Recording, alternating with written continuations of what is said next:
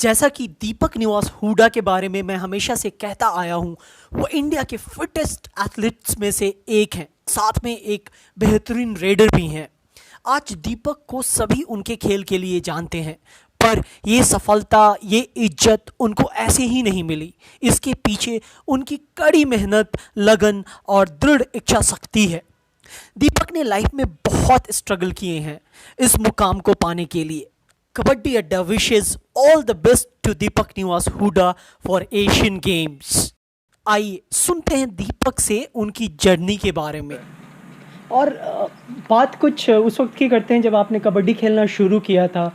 और हाँ, हम ये भी जानते हैं कि आपने काफ़ी स्ट्रगल किया था, फैमिली सिचुएशंस कुछ ऐसे थे।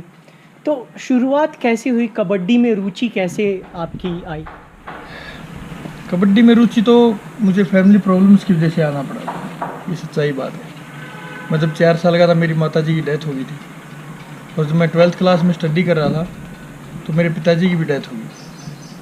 और मेरी सिस्टर फैमिली प्रॉब्लम्स की वजह से घर आके रहती थी। उनके वो मैरिड हैं, उनके 2 बच्चे हैं, तो वो घर पे आके रहते थे। तो तब मुझे स्टडी छोड़नी पड़ी थी क्योंकि पिताजी की भी डेथ हो गई थी। तो घर में कोई था नहीं बच्चों को संभालने के लिए, छोटे छोटे थे उस टाइम पे। वो एक 5 साल की लड़की थी और 7 साल का लड़का था जो मेरे पास आए थे।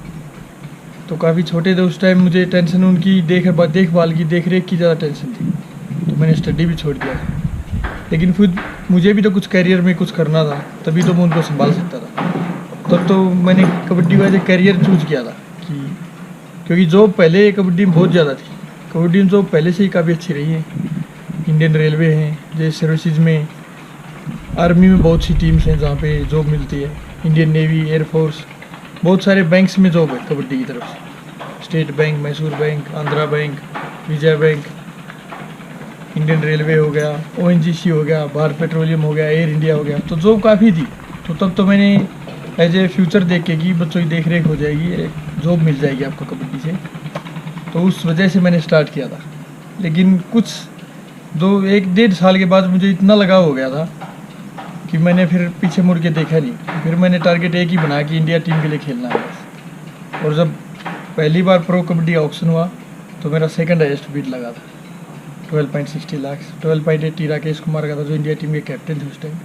और मैं अपने पहले सीनियर नेशनल में इंडिया टीम कैम्प में चला गया था। मैं इतना अच्छा खेला था वहाँ पे, और तब से इंडिया टीम में कंटिन्यू खेल रहा हूँ। मैं 3 बार इंडिया टीम के लिए रिप्रेजेंट कर चुका हूँ।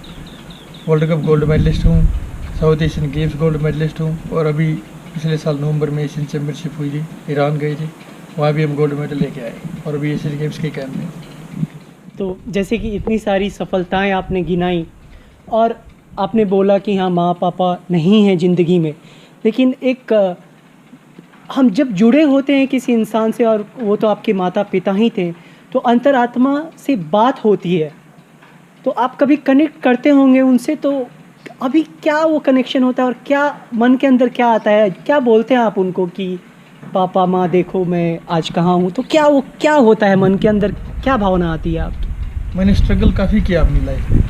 एक टाइम था, मतलब जब मैं रात को सोता रहा, ये चिंता रहती थी कि सुबह बच्चों की स्कूल की फीस कहाँ से भरूँ।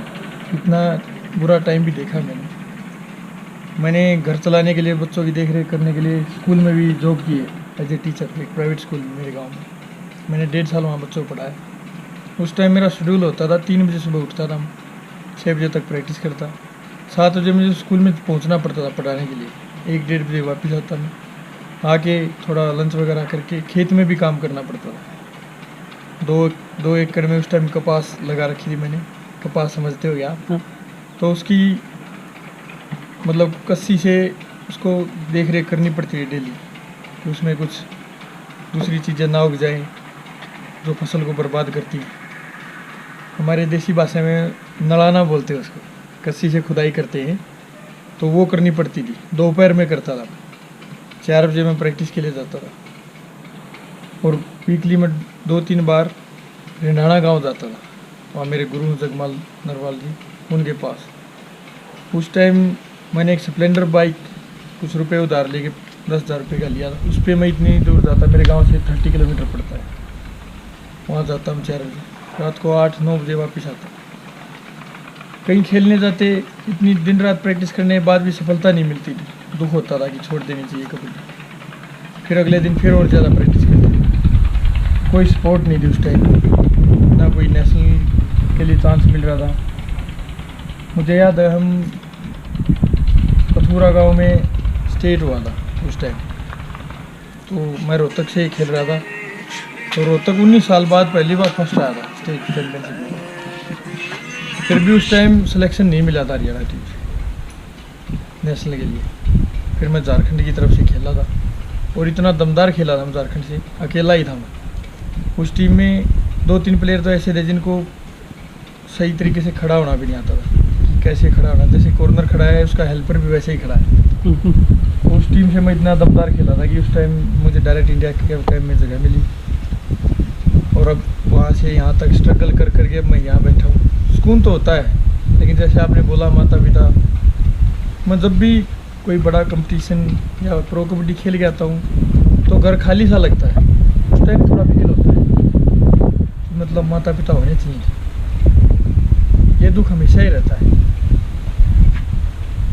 आपको ये वीडियो कैसा लगा नीचे कमेंट्स में लिखिए और लाइक कीजिए, शेयर कीजिए। ऐसे ही और वीडियोस देखने के लिए सब्सक्राइब कीजिए कबड्डी अड्डा और लेटेस्ट वीडियो अपलोड्स नोटिफिकेशन के लिए बेल बटन प्रेस कीजिए।